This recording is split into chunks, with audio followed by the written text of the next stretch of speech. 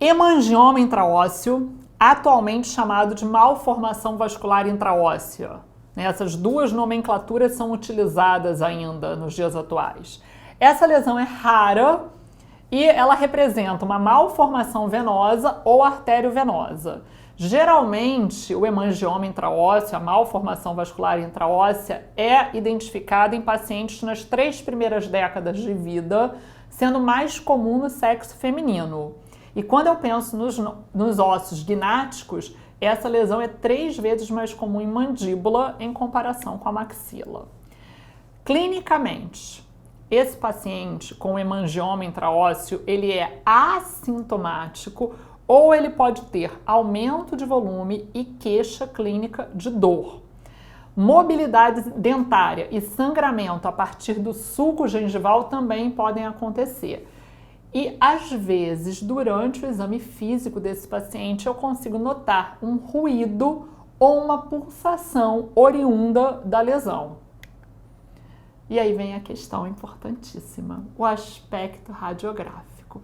Radiograficamente, o aspecto mais provável para uma malformação vascular intraóssea é uma lesão radiolúcida multilocular, lembrando favos de mel ou bolhas de sabão. Aí o diagnóstico diferencial, é claro que já veio na sua cabeça mieloblastoma, sim, faz diagnóstico diferencial.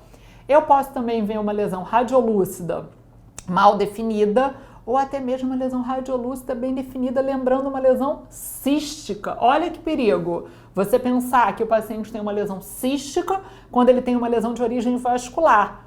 E aí você vai manipular cirurgicamente, já viu o que vai acontecer. Vamos falar.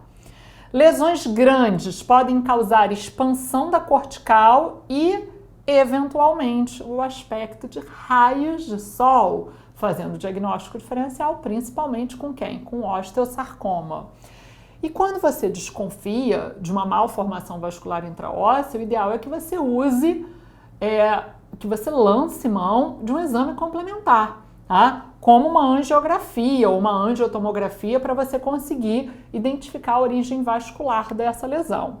Então, vou mostrar aqui alguns casos para você. Essa paciente é uma paciente do sexo feminino, jovem, que tem um aumento de volume na mandíbula, bem dentro do que é descrito na literatura, né? Esse aumento de volume causando até uma assimetria facial, mas bastante inespecífico.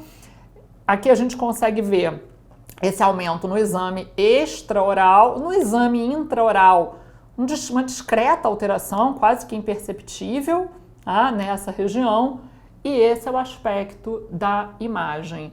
Uma lesão radiolúcida, destrutiva, que a gente está vendo os cortes tomográficos, o corte axial, o sagital, a reconstrução tridimensional e a sorte aqui, né, a sorte, digamos assim, foi que a gente realizou uma biópsia incisional, porque aqui caberia um diagnóstico diferencial com várias outras lesões, por exemplo, uma mieloblastoma. Então a gente tem que fazer biópsia incisional e antes da biópsia incisional a punção, que é importantíssima para a gente chegar a esse diagnóstico e o paciente não ter um evento hemorrágico.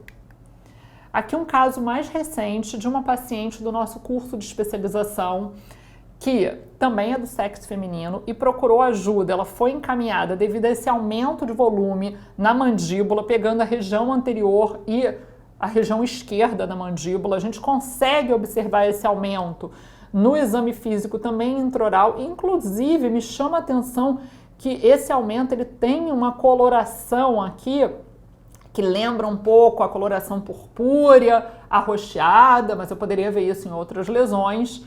E esse é o aspecto da imagem dessa paciente. Aqui eu tenho a reconstrução panorâmica da tomografia, uma lesão radiolúcida multilocular que lembra bastante um aspecto aqui de um ameloblastoma, tá? E as outras reconstruções aqui tridimensionais da tomografia. O que tem de interessante nesse caso, onde a gente poderia aventar a possibilidade principal, a hipótese principal de ameloblastoma, foi que a paciente, durante a anamnese, conforme a gente foi forçando ali nas perguntas, foi fazendo perguntas mais direcionadas, ela nos informou que, quando a gente perguntou assim, a senhora já fez algum procedimento cirúrgico, né? Já fez, por exemplo, um procedimento cirúrgico como uma exodontia, teve alguma complicação? A gente faz essa pergunta como rotina. Essa paciente relatou que durante uma exodontia ela teve uma complicação hemorrágica e teve que ser hospitalizada, e que a exodontia tinha sido nessa região.